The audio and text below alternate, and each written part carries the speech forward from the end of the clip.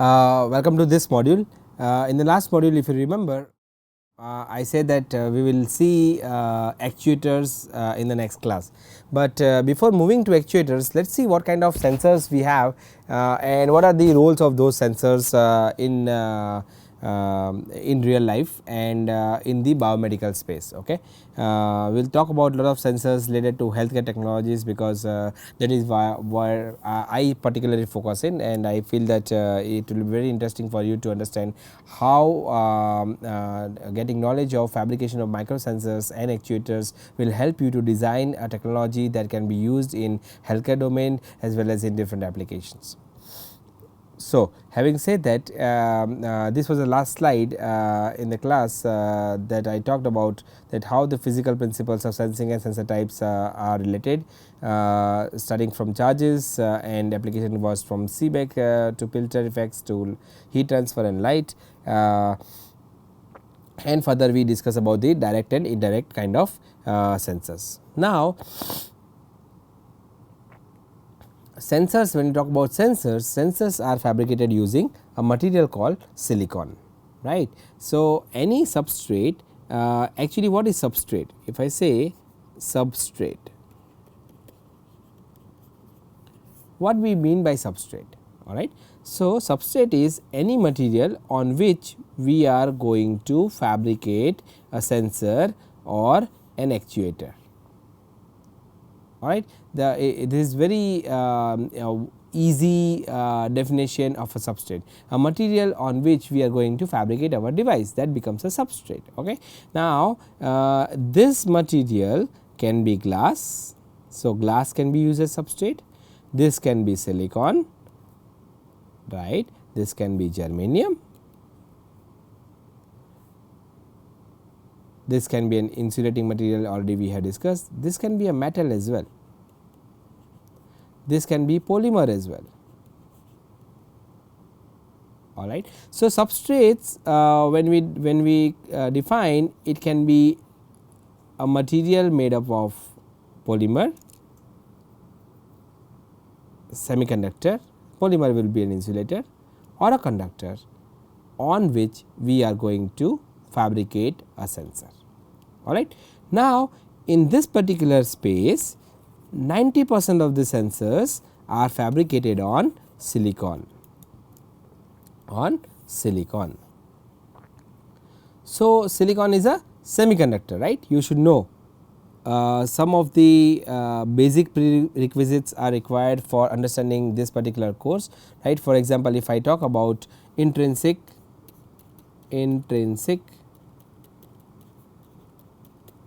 or extrinsic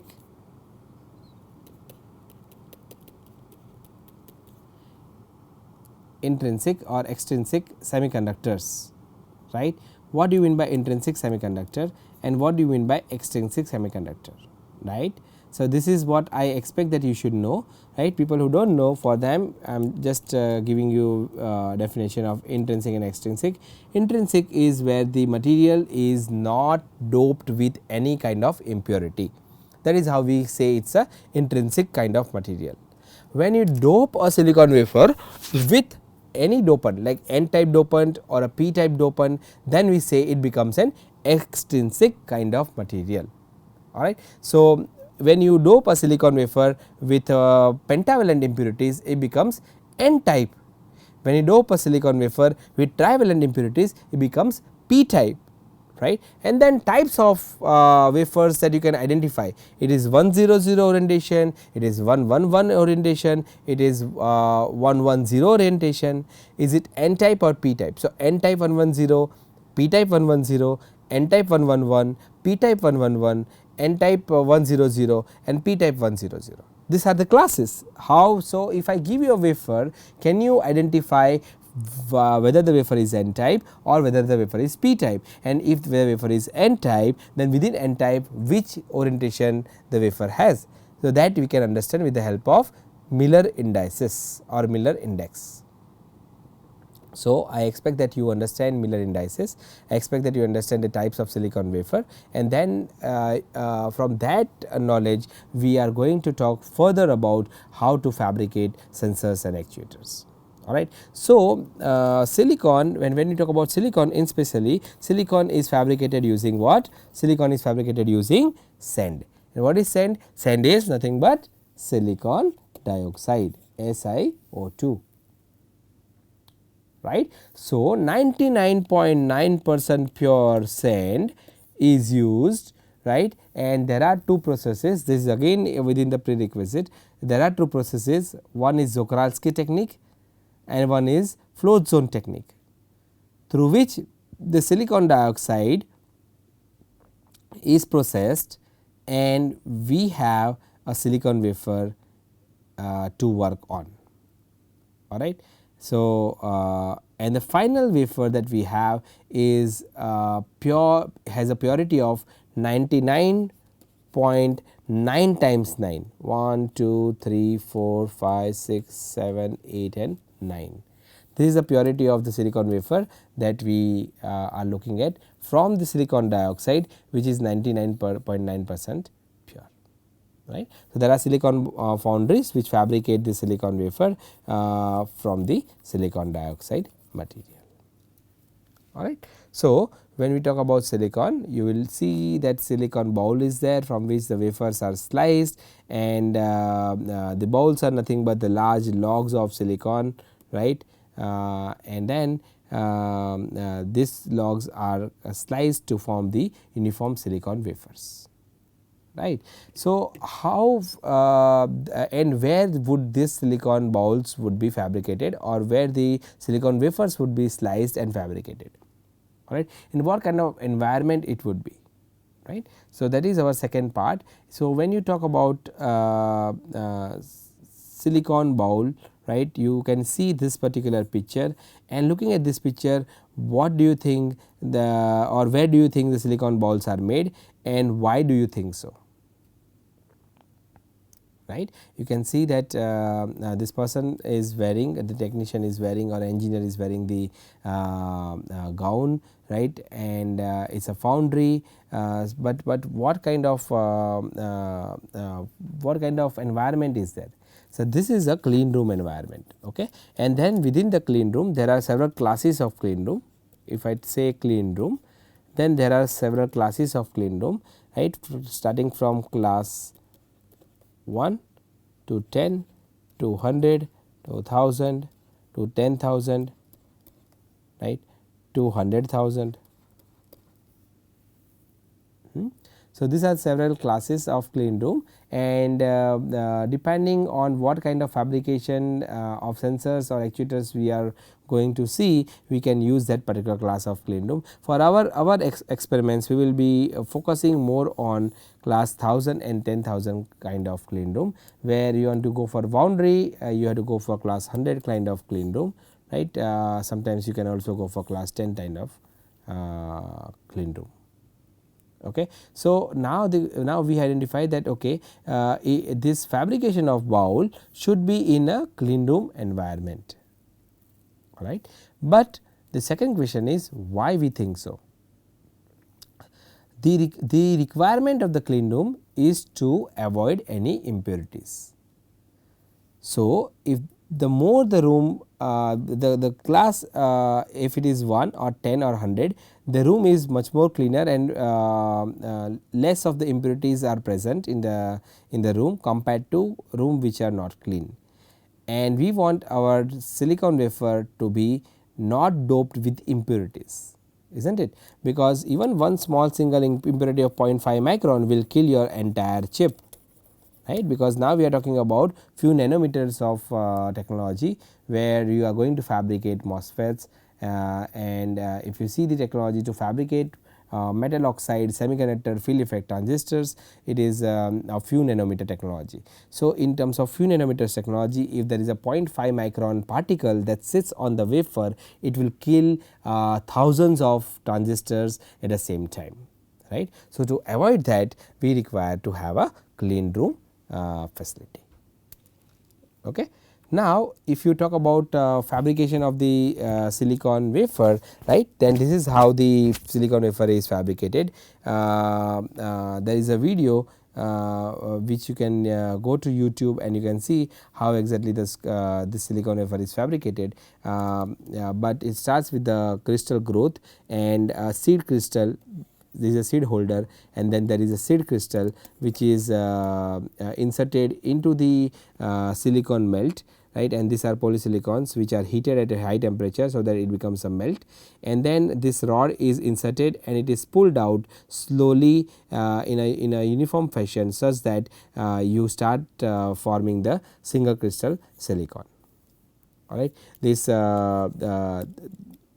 the system consists of a crucible shaft. The direction of this shaft is opposite to the direction of the rotation. The rotation of this particular crucible shaft is in opposite direction to the rotation of the seed holder, as you can see here, right. This is the opposite rotation compared to this one.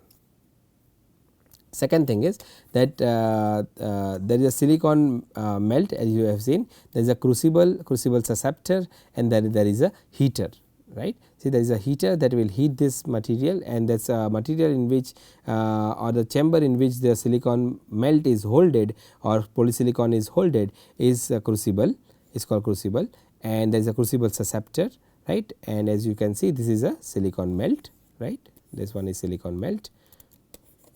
Now, finally, you have to cover this with a thermal shield, and that is why you can see here there is a thermal shield covering the entire system, right. And when you pull out the silicon seed, slowly this is at lower temperature compared to this one, and that is why you start forming the single crystal silicon. So, it starts with these are the steps. It starts with the melting of polysilicon. This is step number 1, right, and then there is the introduction of seed crystal, step number 2, following by beginning of crystal growth, step number 3, then the seed crystal is pulled out, and then there is a crystal pulling and formation of the silicon bowl, step number 4, and finally the crystal is formed, step number 5, right. So, this is how the process is done. Like I said, there are two techniques, Czochralski technique and float zone technique. You have to go to any VLSI book, you will find it out, and that is how we finally end up in having a silicon wafer. Of course, there is a slicing required and many more things are required.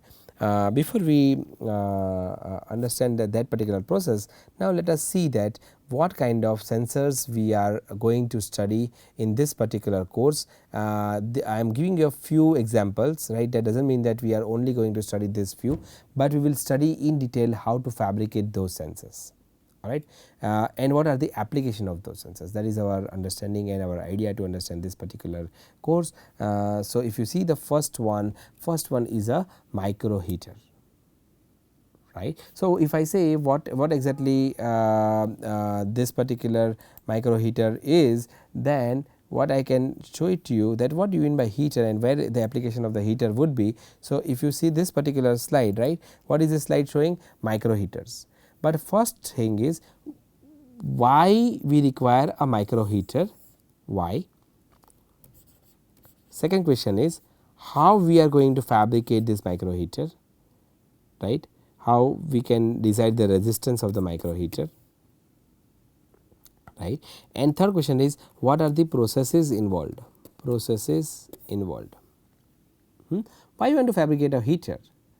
For fabricating of a heater is used in many applications, in sensors, in microfluidics, in medical applications, as well as in understanding electronic nose. I will discuss with you what exactly electronic nose means, and if you want to fabricate this heater, why it is called micro? Because the width of this particular line that is forming the heater, right, is of few microns. As you can see, this is a 3 millimeter here, the bar. So, this is close to about 100 microns. The width is 100 microns. All right. So, first of all, how you are going to design a heater such that for a particular resistance. What I mean by particular resistance? Suppose I say that I want a resistor which is of 120 ohms. Okay. Now, this is what? This is the heater resistor. heater resistance, right. If I have a heater, it should have a resistance, because it is nothing but a metal coil, right, it is a coil. So, I should have a heater resistance. Now, how can we get 120 ohms of resistance, right. So, first thing is what kind of metal you will be using, right, whether the metal is platinum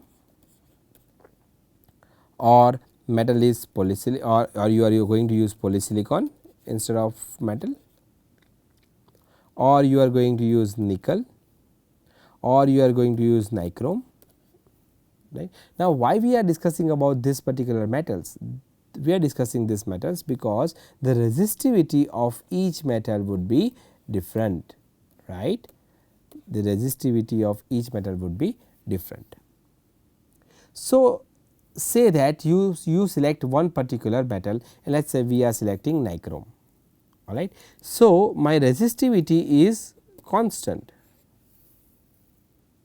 right, because I am not going to change the metal. What else forms a resistance? So, if I ask you the definition of, or I write down the equation of a resistor, what is the equation of resistor? Most of people will answer, oh, it is V equals to I R, and that is why R will be equals to V by I, right, but that is not a correct answer. This is okay, this is not right, really wrong, but this is what you are saying is a Ohm's law, and how resistance depends on voltage, ratio of voltage and current. I am not talking about how the resistance is depending on voltage and current, I am talking about how you are going to form a resistor of a particular value, and that is why this equation will not hold true for a resistor. So, for resistor our equation would be rho into length by area, correct. So, I now know what is the resistivity, because I have selected a particular material. So, I know the resistivity value, right. Length I can play with, and so is the area, right. So, I will decide the number of turns and the area that a heater will cover, and depending on that I will have a resistor value. Now, what is area? Is nothing but R I can write. So, this will further, if I further the equation will give us R equals to rho L by W into T, where T is your thickness, W is your width, correct. So, now my resistor will depend on the length of the coil, the width of the coil, width of each line, and the thickness of the material, correct. So, by calculating here we can form a resistor of a particular value. You got it? Easy, extremely easy, right? Okay. Now, what does it mean? That means that if I increase the length, my resistance will increase. If I increase the length, my resistance will increase. If I decrease the length, resistance would decrease. If I increase my area, my resistance would decrease. If I decrease my area, resistance would increase, right. Thus, my resistivity remains constant for a given temperature.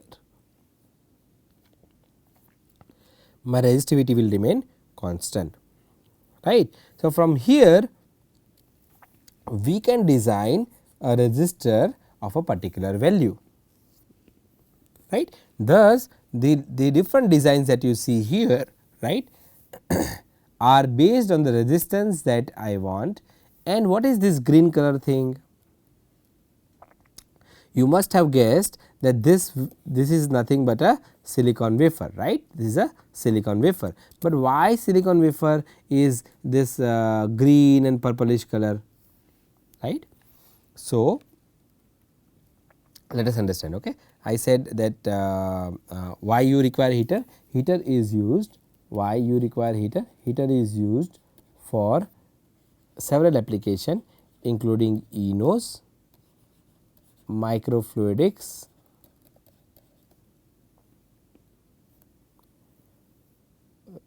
ENOS, right, which is electronic nose. I will discuss with this particular topic in detail, microfluidics. Then we require heater for each individual metal oxide semiconductor based sensors. Okay. So, there are a huge application of the heaters in this particular domain, but also micro heater is required for other applications. For example, if you want to have a smart actuator where you want to heat and cool the system, right, in real time.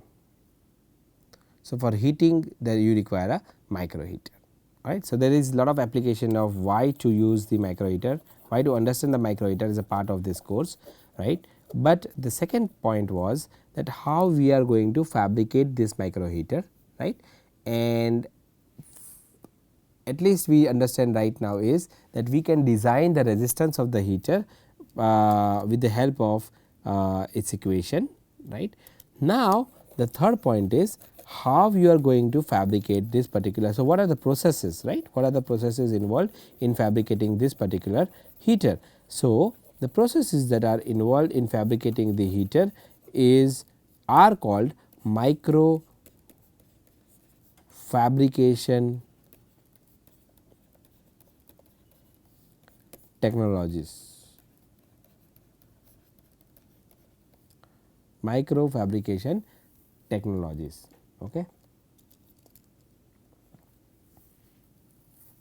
So, in microfabrication technologies there are several things that we will be learning starting from the silicon wafer, which is our substrate, and then on the substrate we have to. So, if I have a silicon wafer, that was my earlier thing that I wanted to teach you. There is a silicon wafer, right. Now, if I deposit a metal on silicon wafer, this is a metal, this metal is, let us say we have selected nichrome, right, we have selected nichrome. So, if I pattern this nichrome using a microfabrication technology, then I will have this particular heater, this silicon, and this is my nichrome heater, all right. Will it work like whatever we have understood till now about the heaters? Will it work properly? Yes or no? If I directly deposit a metal on a semiconductor, right, and I fabricate a heater and I ask a question, will it work properly or not? What is the answer? No, right. We require a insulating material between the silicon wafer and a metal, since silicon is a semiconductor. If I cannot directly deposit metal on semiconductor, otherwise I cannot follow or have the parameters of the heater and the working of the heater in the same manner that I have decided. So, what I will do? I will grow a insulating layer as a sandwich between my metal and a silicon wafer. So, what does that mean, right? What I mean is you take a silicon wafer, right, and then you grow silicon dioxide. This is silicon wafer, this is silicon dioxide. Silicon dioxide is an insulator, right. On this you deposit your metal,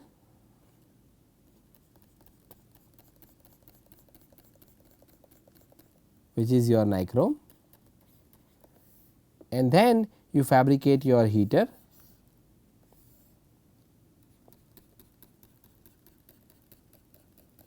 silicon dioxide, silicon, and you have your heater here, right. I will teach you, okay, how to fabricate this heater.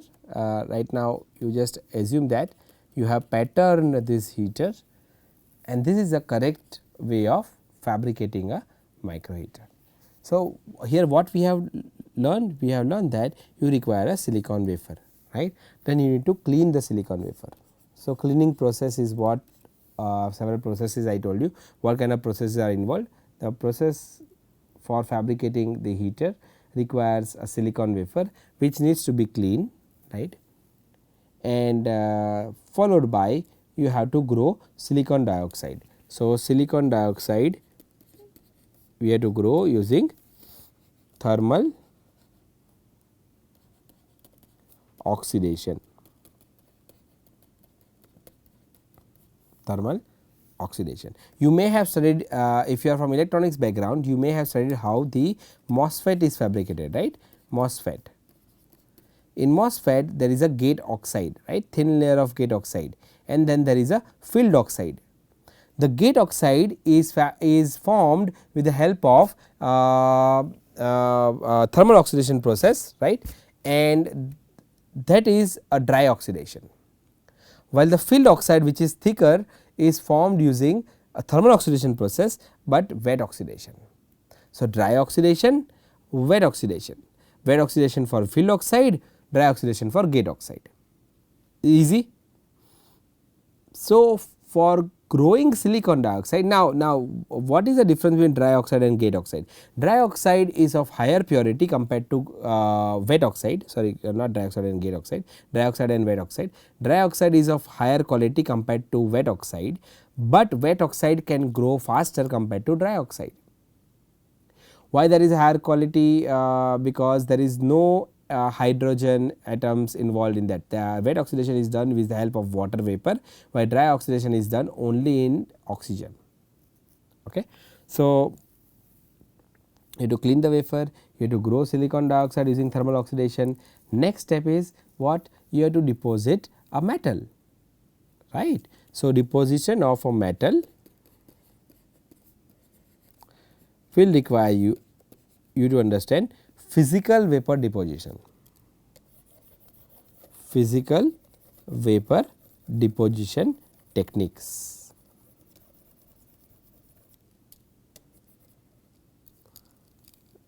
This stands for physical vapor deposition.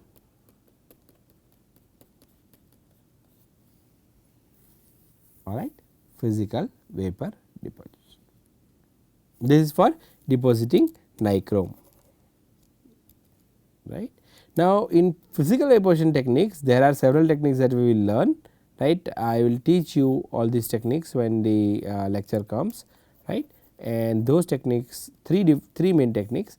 One is called thermal evaporation, not oxidation, okay, thermal evaporation. Second is called electron beam evaporation, and third one is called sputtering. Thermal evaporation, electron beam evaporation and sputtering. These three are physical vapor deposition techniques that we will be learning in our course. Right. After metal you deposit, right. From metal to fabricating this particular heater, this is a cross sectional view of a heater. What we require?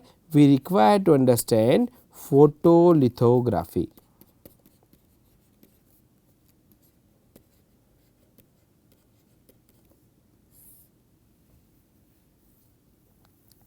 Photolithography. Okay. And when you understand photolithography, photolithography is considered as a heart for any microfabrication technique. Once you understand photolithography and you use it on this particular wafer which has a metal and silicon dioxide, you can fabricate a micro heater. Alright, these are the processes that are involved in fabrication of a micro heater. We will see process in detail, right, when we talk about that particular slide, right. So, this is a micro heater, and let us go to the next section, which is your interdigitated electrodes on silicon dioxide on micro heater, right. So, what you can see here? You can see a micro heater, right, and then there are interdigitated electrodes on the micro heater, right. So, how you can fabricate this interdigitated electrodes on the micro heater. So, if I go back, right, what I have is a micro heater. So, I will just if I further it, I will have a micro heater,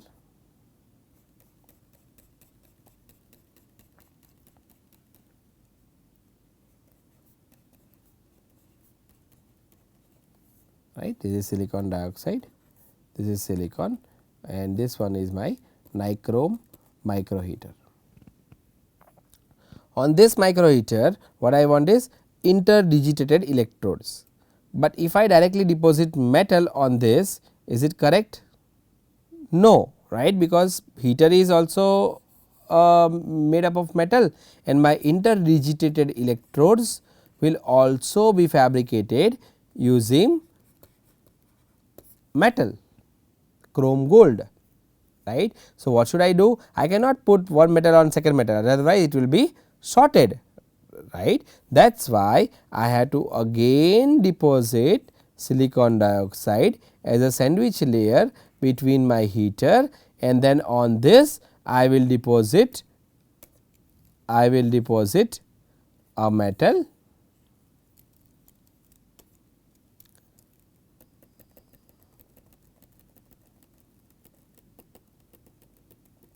which is my chrome gold, all right. Why use I had to use thin layer of chrome to improve the adhesion of gold.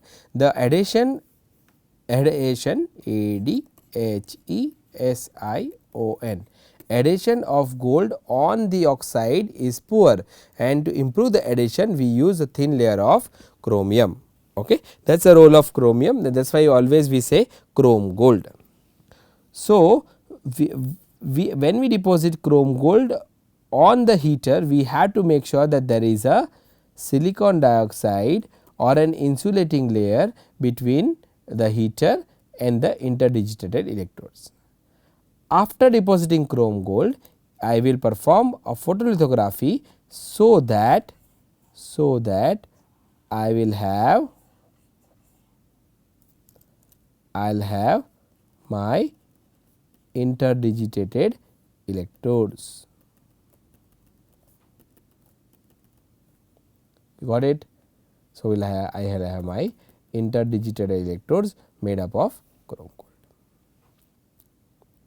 This process we will learn, and that is how it looks like, that there is a interdigitated electrodes, right, over silicon dioxide. You can see here that silicon dioxide is a sandwich layer between micro heater and interdigitated electrodes, right. And then below silicon dioxide there is a micro heater, which you can see here, right. So, this is how the SEM image looks like. SEM stands for what? Scanning electron microscopy, scanning electron microscopy, SEM. Okay. So, these are all, this one, these are all SEM images of interdigitated electrodes on silicon dioxide on the micro heater. All right guys, easy. So, let us move to the next one. So, lot of sensors, okay. We will be talking about very important application during our course, which is on atrial fibrillation. And why we are talking about atrial fibrillation? Because we want to understand how we can fabricate a sensor which can measure the force in real time. Okay, we can measure the force in real time during the surgery. So, what exactly atrial fibrillation means? We will discuss in detail in the one of the classes. For now, let us understand that atrial we all know, right, our heart pumps uniformly. Everybody has a heart? Everybody has a heart, right? Okay. And it pumps, otherwise we will be dead. It pumps a certain number of beats per minute, isn't it, right? Now, the question is, if it pumps faster, what will happen? If it pumps slower, what will happen? If it pumps uniformly, then what will, or non-uniformly, then not sorry, my mistake, non-uniformly, then what will happen, right? So, generally when you run, heart beats faster, right. You are waiting for your exam results, your heart beat faster, but that is fine, because it gains back its normal rhythm as soon as you are less stressed or you stop running and you are at your standing position, suddenly it comes back to its normal rhythm.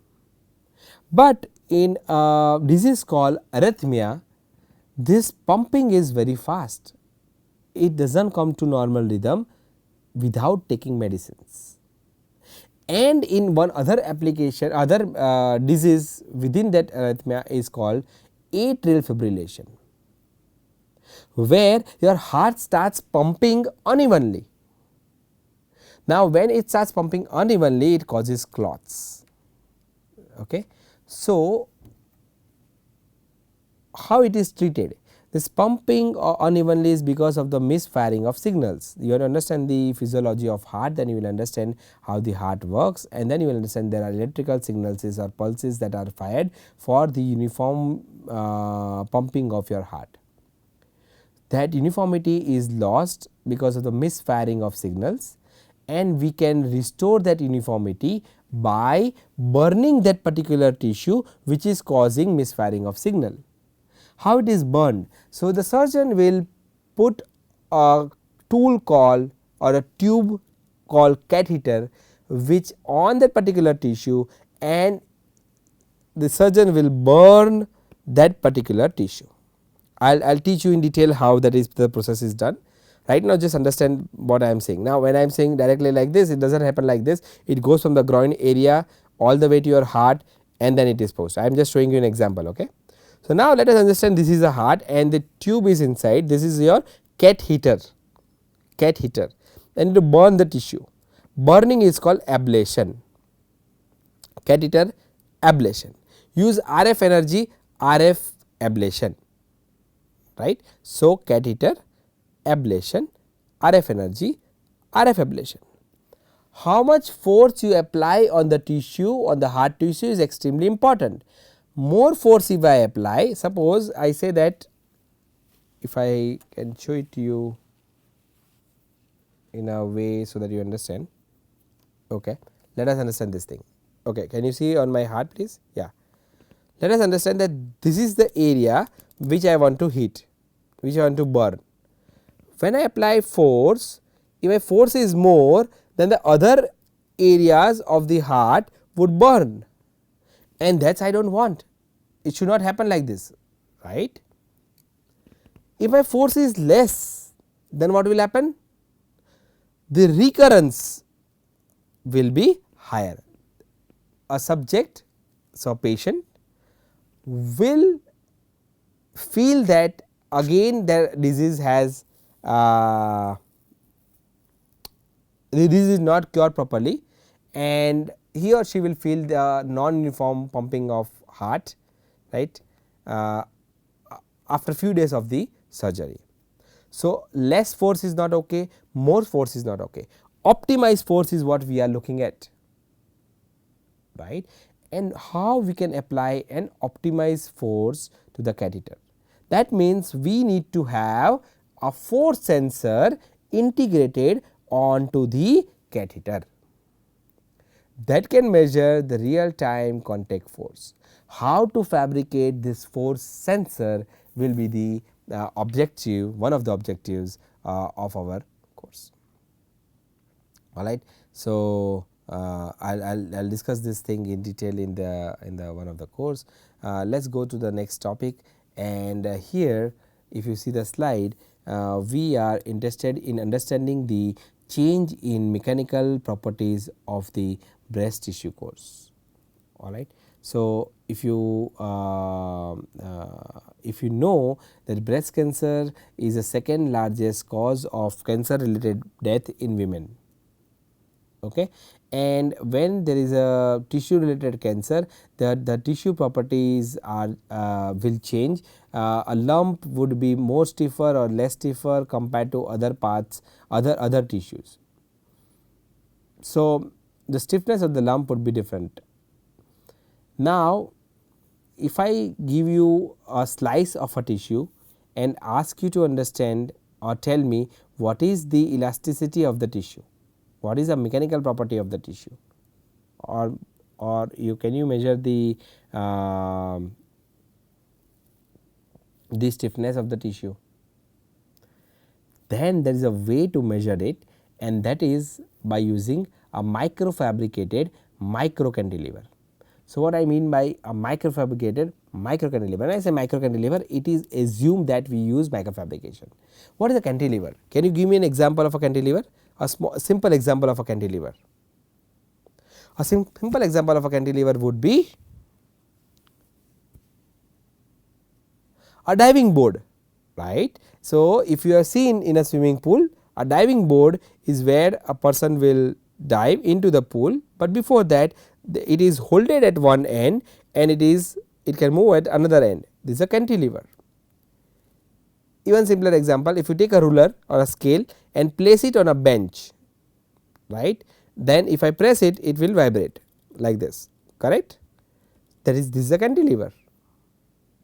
Okay. So, there are example the poles, the night lamps, night poles in the street, light poles, right, there are also cantilevers.